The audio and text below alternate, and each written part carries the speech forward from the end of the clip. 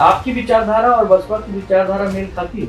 आपको लगता है कि बसपा जो है वो मायावती जी के इर्द गिर्द ही है? आपने बसपा ही क्यों चुना? बसपा इतना भी वोट बैंक है, वो अपने दम पे है। विकास के मामले में देखा जाए तो सबसे ज्यादा विकास अगर दिखता है तो बसपा का दिखता है।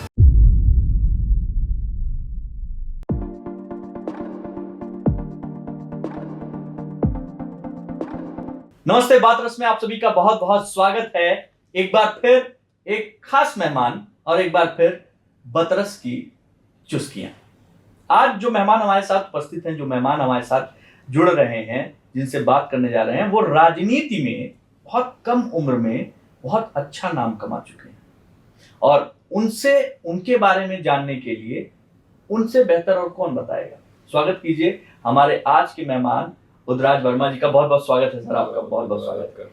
सबसे इंपॉर्टेंट चीज ये कि आप लोकसभा के लिए भी आप नामित हुए, आपने चुनाव लड़ा, उसके अलावा जिला पंचायत में भी आप वहां पे हैं। सुल्तानपुर एक उत्तर प्रदेश का ऐसा इलाका है जहां आप जाएंगे और अगर जाकर उदराज वर्मा नाम लेते हैं तो बड़े सम्मान के साथ आपको इनके घर तक पहुंचा दिया जाता है। ये इनकी कमाई है अब तक की। उदराज, सबसे इंपॉर्टेंट चीज आपसे ये जाननी है मुझे कि अभी आपकी उम्र जिस तरीके से जो लोग सोचते हैं उस तरीके से उससे कहीं पहले आपने बहुत कुछ प्राप्त कर लिया है। तो ये योग्यता कहें आपकी या फिर भाग्य कहें आपका या फिर आपका संघर्ष? नहीं, ये मेरा संघर्ष है, मेरी ईमानदारी है, मेरी मेहनत है और इसका भरपूर जो सहयोग है हमें जनता से मिलता है। जो हमारे चाहने वाले हैं, समझते हैं और लोग जानते हैं कि मेरा नज़रिया हमेशा साफ रहता है। मैं दिल से समाज सेवा करना चाहता हूँ और मैं समाज सेवा के लिए हमेशा मतलब एक जिम्मेदारी के साथ और बहुत ही ईमानदारी के साथ जो है मैं समाज सेवा करता हूँ। और हमेशा मुझे लगता है कि समाज सेवा करने के लिए जो है ज़रूरी नहीं किसी को के पास कोई बड़ा पद हो या कोई चीज़ तभी कर सकता है। जो जिस लेवल का है वहीं से समाज के लिए कुछ कर सकता है। और मैं चाहता हूँ और मेरी ये सोच रहती है कि हर किसी युवा को समाज सेवा करनी चाहिए, समाज के बारे में सोचना चाहिए। उससे बड़ी संतुष्टि मिलती है अपने आप को और एक रास्ता मिलता है, खुद का भी रास्ता मिलता है और लोगों को भी रास्ता मिलता है। तो अभी जैसे आप बसपा से जुड़े, उससे जुड़कर आपने चुनाव भी लड़ा, चीजें भी हुई, आपकी विचारधारा और बसपा की विचारधारा मेल खाती है? बिल्कुल। तो आप बसपा से जुड़ने का क्या कारण? पार्टियां तो बहुत सारी हैं, आपने बसपा ही क्यों चुना? देखिए, जो विचारधारा की मैंने कहा ना कि विचारधारा जो है साफ सुथरी विचारधारा। बहन जी की जब सरकार रही है, हम लोग छोटे थे उस समय, उम्र में काफी छोटे थे, लेकिन आज भी मैं लोगों के मुंह से सुनता आता हूँ, ऐसे लोग चर्चा करते हैं। आज सभी पार्टी के लोग चर्चा करते हैं कि जब बहन जी की सरकार थी 2007 में, तो बहन जी का जो कार्य था वो बहुत ही बेहतर था। समाज के हित में, सभी समाज के लोगों के लिए, यहाँ तक शासन प्रशासन, लॉ एंड ऑर्डर, जितनी भी चीजें उनकी जितनी कार्यशैली थी, विकास के बारे में आप सोचिए। तो आज भी उत्तर प्रदेश में आज भी 2012 से आज 24 चल रहा है, तो आज भी अगर विकास के मामले में देखा जाए तो सबसे ज्यादा विकास अगर दिखता है तो बसपा का दिखता है। बसपा के जो बनाए हुए स्ट्रक्चर हैं आज दिखते हैं। लेकिन ऐसा हमेशा एक वो आता है, स्टेटमेंट आता है कि मायावती जी ने मूर्तियां बनानी शुरू कर दी, अपने पार्क बनाने शुरू कर दिए, अपने उन्होंने बहुत सारा जो है धन उपयोग किया इन सब चीजों में। लोग इससे थोड़े से खफा दिखे और अभी जो चुनावी सरगर्मियां थी, जो पिछले चुनाव गए हैं, गुजरे हैं, उसमें जो वोट मार्जिन था, जो लोगों का जीतने का अंतर था, बहुत कम था। उसमें बसपा का रोल बहुत छोटा हो गया। देखिए, बसपा क्या है, रोल छोटा नहीं हुआ। बसपा अपने दम पे 2024 में पूरे देश में अकेले चुनाव लड़ी है। अगर इस नजरिए से देखा जाए तो जो इंडिया और इंडिया गठबंधन था, 36 पार्टियां, 26 पार्टियां, 28 पार्टियों के लोग गठबंधन करके चुनाव लड़े हैं। लेकिन बसपा जो है, बसपा अपने दम पे, इकलौती अपने दम पे, जितना भी वोट बैंक है वो अपने दम पे है। अगर जोड़ा जाए 24 और 26 और 28, 30, 32 पार्टियों को जो गठबंधन करके इन लोगों ने इंडिया और इंडिया बनाया, तो इनका जो परसेंटेज है, अगर 32%, 33% देखा जाए इनका कांग्रेस का, या 42-45% देखा जाए बीजेपी का, तो कई पार्टियों का वोट उसमें जुड़ा हुआ है। लेकिन बसपा का जो परसेंटेज वोट है वो इकलौता बसपा का ही वोट है, उसमें किसी पार्टी का वोट नहीं तो है। इससे घाटा तो बसपा को आपके नजर में घाटा हुआ या फायदा हुआ इससे? देखिए आज आपने सही सवाल किया कि आज जो राजनीति है, जो समाज सेवा है, इसे लोग बिजनेस के नजरिए से देख रहे हैं।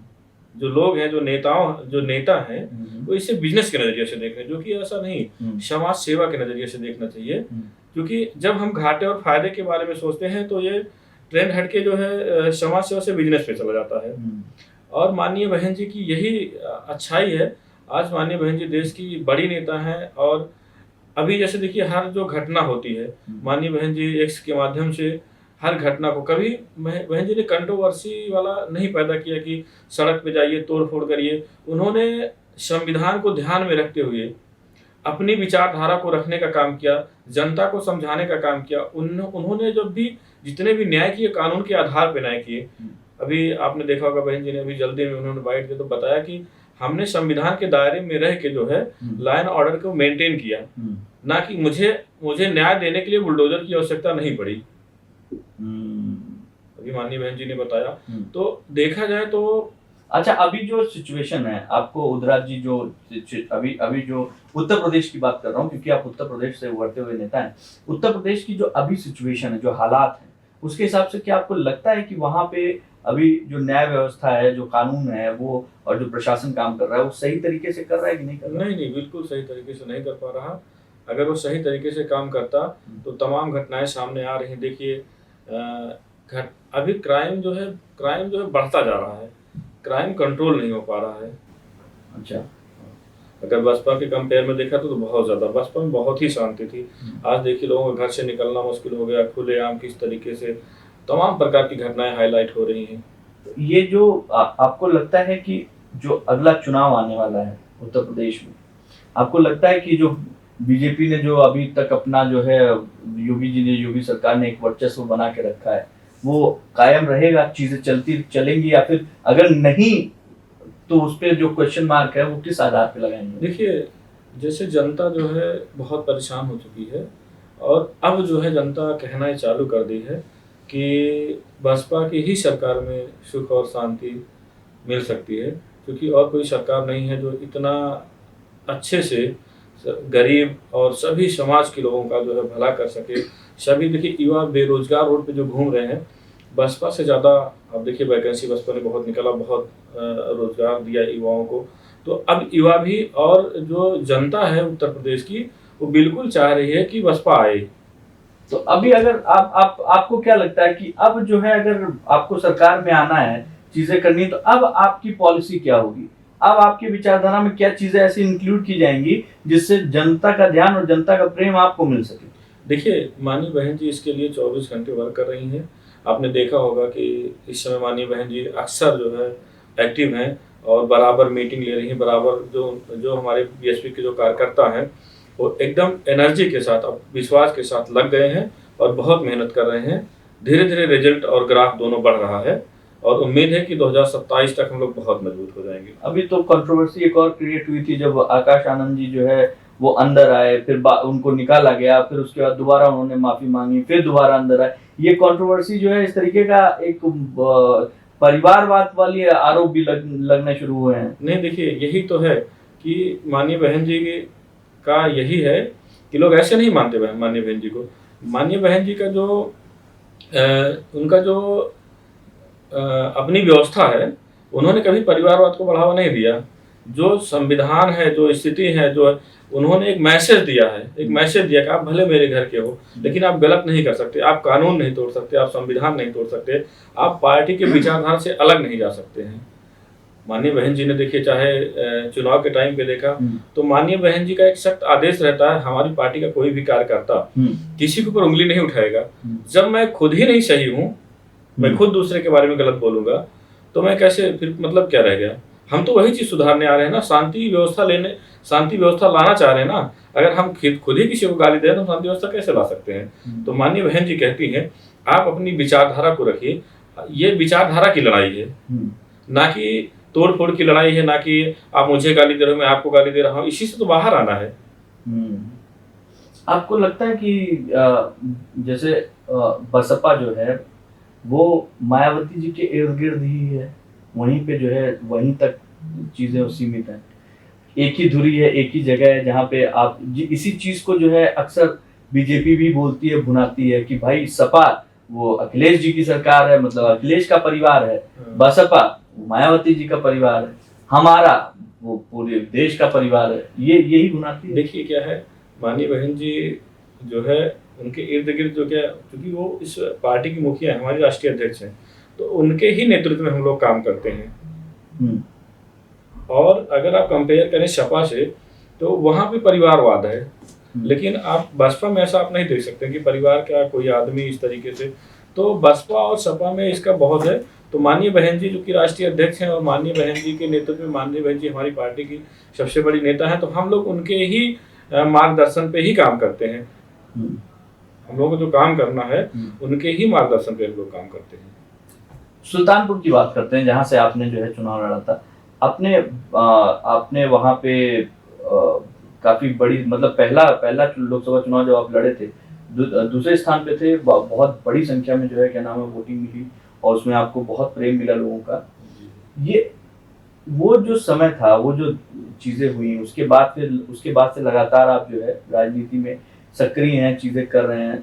अब आगे भविष्य में सुल्तानपुर को देखते हुए, उस एरिया को देखते हुए, क्या लगता है आपको, किन किन चीजों को आप चुनौती की तरह देखते हैं? देखिए, जैसे सुल्तानपुर जो जिला है, वहाँ पे हमने देखा जब भी ज़्यादातर बाहर के लोग जो है लोकसभा का चुनाव लड़े हैं, और ज़्यादातर जीते भी हैं, कुछ लोग एक आध दो बार हारे भी हैं, लेकिन ज़्यादा बाहर के ही लोग हैं।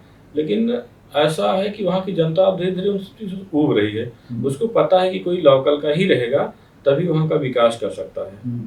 तो अब कहते नहीं कि एक बार दो बार जब आदमी धोखा खाता है तो सीख मिलती है, तब वहाँ की जनता चाह रही है कि अब हम लोकल के ही लोगों को मजबूत करेगी, और तभी जिले का विकास हो पाएगा।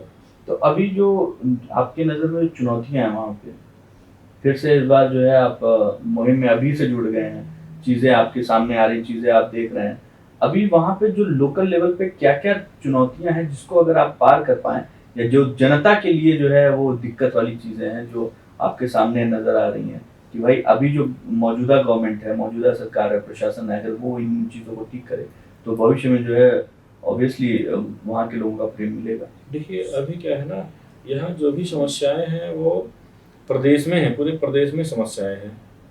जो जितनी समस्याएं इस सरकार में हो पूरे प्रदेश में, जैसे जो युवा हैं बेरोजगार घूम रहे हैं, और काम धंधा की स्थिति बहुत खराब है लोगों की, तो कोई मिशन, मतलब लोगों को कोई रास्ता नहीं दिख रहा कि वो क्या करें, क्या सही है, क्या डिसीजन ले, लोग भटके हुए हैं। तो अभी क्या है, जब इसीलिए लोग बदलाव भी चाह रहे हैं, तो ये पूरे प्रदेश की समस्या है। और ये जब 2027 का जो विधानसभा चुनाव है, जब चुनाव में जब सत्ता परिवर्तन होगा तो तमाम प्रकार की समस्याएं तभी जनता की। देखिए, ऐसे नॉर्मल किसी कोई समस्या नहीं है, लेकिन चूंकि क्राइम बढ़ रहा है, बेरोजगारी बढ़ रही है, तो ये जो है पूरे प्रदेश की समस्या है। शिक्षा में तमाम प्रकार की समस्याएं हैं, प्राइवेट स्कूल में इतना महंगा हो गया कि आम आदमी एडमिशन नहीं करा पा रहा है। तो महंगाई जिस तरीके से बढ़ रही है और रोजगार नहीं मिल रहा है, तो दोनों का बहुत बड़ा फैक्टर है। अभी अगर चुनाव की बात करें तो उदरा जी, एक चीज है कि जैसे किसी भी पार्टी का नाम लीजिए आप, सपोज बीजेपी, तो बीजेपी में कई नेता आपके चेहरे के सामने आते हैं कि भाई मोदी जी हो गए, योगी जी हो गए, गडकरी जी हो गए, ठीक है, बहुत सारे आप नाम लेते जाइए, चेहरे आपके सामने दिखते चले जाएंगे। ये चीज उसमें भी दिखती है। स्टेट लेवल की जो पार्टियां हैं, कई पार्टियां जिसमें, लेकिन कुछ पार्टियां हैं जैसे उसमें बसपा भी आता है कि उसमें नाम लीजिए तो बड़े लेवल पे जो बड़ी पिक्चर है उसमें सिर्फ एक ही चेहरा दिखता है। तो आगे जो चुनाव होने वाला है, क्या एक बार फिर से सिर्फ उसी चेहरे को, मायावती जी के चेहरे पर ही जो है पूरा आपकी पार्टी ने सोचा है चुनाव लड़ने के लिए, या फिर जो है उसमें कुछ और? नहीं, देखिए, अगर इस मामले में आप बात करें तो बहुत सारे लोग बसपा में आना चाहते हैं, लेकिन बसपा में अभी जैसे आपने सुना होगा कि और पार्टियां जो है बसपा से गठबंधन करने के लिए जो है माननीय बहन जी के संपर्क में है कि हमें गठबंधन करना है। लेकिन माननीय बहन जी का कहना है कि जो हमारी विचारधारा को नहीं समझेगा तो मैं उसके साथ गठबंधन क्यों करूंगी। अगर हम सरकार बनाएंगे और जनता को की सुरक्षा नहीं दे पाएंगे और जनता को सम्मान नहीं दिला पाएंगे, अगर हम क्राइम नहीं कम का अपने हिसाब से काम नहीं कर पाएंगे, तो किसी कंडीशन के आधार पर माननीय बहन जी किसी के साथ नहीं जुड़ सकती हैं। लेकिन आम जनता जो अच्छे नेता हैं, जिनकी विचारधारा अच्छी है, अब लोग बसपा से दोबारा जुड़ना चालू कर दिए हैं और 2027 तक आप देखेंगे बड़े बड़े चेहरे और साफ सुथरा चेहरे बसपा में आपको दिखेंगे और बहुत सारे लोग दिखेंगे और 2027 तक बसपा बहुत मजबूत आपको दिखेगी। आपकी अपनी योजनाएं क्या हैं? मतलब आप बसपा के ही साथ जो है आगे बढ़ रहे हैं या फिर आने वाले समय में आपको भी हम कहीं और भी देख पाएंगे? देखिए, मैं निर्दल जिला पंचायत सदस्य जीता और उसके बाद फिर 2022 में मुझे लम्बुआ विधानसभा का टिकट भी मिला बीएसपी से, लेकिन किसी कारणवश टिकट कट गया। तो उसमें बहन जी ने बुलाया और कहा कि आगे जो है मौका दिया जाएगा, किसी कारणवश टिकट करा। तो आगे माननीय बहन जी ने 2024 में मुझे मौका भी दिया, चुनाव भी लड़ाया और मेरे लिए रैली भी की और आगे भी आश्वासन है कि 2027 में बहन जी हमको चुनाव लड़ाएंगी और जिताएंगी और मैं उसी पे लगातार मेहनत कर रहा हूँ और समाज सेवा मैं दिल से करना चाहता हूँ। इसलिए सिर्फ एक विधानसभा में नहीं, पूरे जिले में, यहाँ तक कि मंडल में और प्रदेश में, जहाँ तक मैं जाता हूँ, जहाँ मैं रहता हूँ, मुझसे जो बन पड़ता है समाज के लिए मैं हमेशा अच्छा करने के बारे में सोचता हूँ। मैं सोचता हूँ मैं हमेशा समाज के साथ मतलब अच्छा करूँ और अच्छा व्यवहार रखूँ। मेरा हमेशा समाज के प्रति अच्छा व्यवहार था, इसका मुझे भरपूर लाभ मिलता है। जैसे आप देखते हैं स्थिति थोड़ा सा खराब होने के बाद भी बहुत अच्छा परसेंटेज मुझे वोट मिला, लगभग 1,70,000 के आसपास वोट मिला और जो कि हमारे यहाँ से बड़े बड़े चेहरे थे। माननीय माता जी थी हमारे, हमें इनके गांधी जी चुनाव लड़ी थी, जो 2 बार वहाँ से सांसद रही। फिर उसके बाद तो ऐसी स्थिति में मुझे ठीक ठाक 17% लगभग वोट मिला था। तो मुझे लगता है कि अगर आपकी विचारधारा, आपकी सोच सही हो तो आपके साथ लोग जुड़ेंगे, आपका सहयोग करेंगे। अभी जो पहलगाम में हमला हुआ है, उस चीज को वो एक साजिश, जो एक खटास पैदा करने की साजिश रची गई, हिंदू मुस्लिम और खास तौर पे जो है नाम पूछकर गोली मार दी गई, उस पर आपकी क्या प्रतिक्रिया? देखिए, ये तो बहुत ही निंदनीय घटना थी। जैसे आतंकवादी हमले तो मैंने बहुत बार सुना हुए हैं, लेकिन कभी ऐसा नहीं सुना था कि जाति और धर्म पूछ के मारा गया। ये बहुत ही दुखद है और जनता का बहुत ही आक्रोश है और इस पे जो है सरकार को सख्त से सख्त कार्रवाई करनी चाहिए और जनता भी मांग कर रही है सरकार से कि बहुत सख्त से सख्त कार्रवाई करे, बिल्कुल किसी को बख्शा ना जाए। और हमारे देश के जो जवान हैं, हमारे देश की जो सेना है, वो इस पे लगातार काम कर भी रही है। देखिए, अभी कई वीडियो में आ भी रहा कि कुछ घर भी तोड़ दिए, कुछ लोग मारे भी गए, इतने संदिग्ध हैं और पूरी सेना हमारी तैयार है इसके लिए, बिल्कुल नहीं दबेगी। इन आतंकवादियों को बहुत ही कठिनाई से, बहुत ही सख्त से सख्त सजा देगी।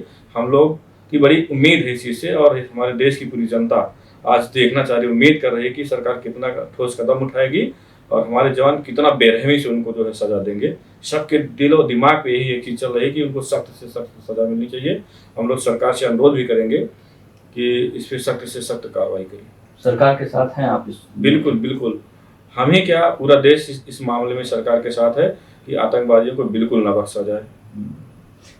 एक पर्सनल सवाल है आपसे, वापस आते हैं। देखिए, राजनीति में आना, आजकल जो लोग हैं, जो ट्रेंड है, उसमें राजनीति बहुत पीछे आती है, लेकिन आप बड़े छोटी उम्र से राजनीति के अंदर घुस गए और आपके ऐसा बैकग्राउंड में क्या रहा जो आपने राजनीति को एज अ करियर भी चुन लिया और राजनीति में इतने छोटे उम्र में आ भी गए, टिकट भी ले लिया, चीजें भी हो गई? आपके बैकग्राउंड के हिसाब से देखा जाए, क्योंकि आप भी एक सामान्य परिवार से आते हैं, चीजें जो है इस तरीके से बिलोंग करती हैं, तो ये कैसे जो है इनहेरिट हुआ? देखिए, बचपन से मतलब मेरा जो मतलब था समाज सेवा में, मतलब लोगों के प्रति हमेशा सहानुभूति, लोगों की मदद करना, मतलब बचपन से मेरे नेचर में रहा, मेरी आदत में रहा है। तो मुझे किसी की हेल्प करके बहुत अच्छा लगता है। तो मेरा प्रयास रहता है कि मैं, अगर कोई मेरे पास आता है किसी भी कार्य को लेकर के और किसी कोई समस्या है, तो मेरा रहता है कि प्राथमिकता पे अगर मेरे बस की बात है तो मुझे सॉल्व करूं। और यही क्या था कि मुझे लोगों ने जबरदस्ती खींच के राजनीति में ला दिया और एक बार समाज सेवा में आने के बाद, एक बार सामाजिक होने के बाद जैसे आदमी घर नहीं बैठ सकता है, वापिस नहीं जा सकता है, इसलिए कि लोगों की उम्मीद जुड़ जाती है। जैसे आपके घर कोई आ गया और कहते कि भैया मुझे एक गिलास पानी पीना है, तो शायद ही कोई मना करेगा। तो जब एक बार आप आ जाते हैं राजनीति में, तो लोग जुड़ जाते हैं, लोगों की ऐसी ज़रूरतें होती हैं, लोगों की इतनी मदद की ज़रूरत होती है कि लोगों की परेशानियां नहीं देखी जाती है और इंसान को घर से निकल के और आना ही पड़ता है। मतलब नायक फिल्म की तरह जो है आप अपनी चीजों में रमे हुए थे, अचानक से आपको जो है स्पेशली एक पीछे से पुश किया गया, तो आपने कहा कि भाई अब आ गए हैं। तो के लोगों ने जो है, हमारे साथ की युवा टीम थी, तो लोगों ने कहा कि भैया चुनाव लड़ना। हमने कहा सब क्या किया जाएगा, चुनाव लड़ के ऐसे ही ठीक है, अपने लोग समाज सेवा तो कर ही रहे हैं। तो जो हमारे साथ के लोग थे सबने कहा नहीं, सब छोटे भाई जैसे थे, सब युवा ही थे, कहे नहीं भैया जो है हम लोग युवा हैं और सोच रहे हैं कि चलते हैं। तो बस हम लोग प्लान में आए और जिला पंचायत का चुनाव लड़े और चुनाव जीते। फिर इस तरीके से हमारा जो है राजनीतिक सफलता हो। क्या बात। चलिए बहुत बहुत आपको बधाई और उम्मीद करते हैं कि 2027 में आप अपना परचम फिर से लहराएं, और उम्मीद करते हैं कि आपकी जो विचारधारा है उस विचारधारा के साथ समाज सेवा की जिस मशाल को आप लेकर चल रहे हैं उसमें आगे तक आप जाएं। बहुत बहुत शुक्रिया हम लोग इस बात का। धन्यवाद।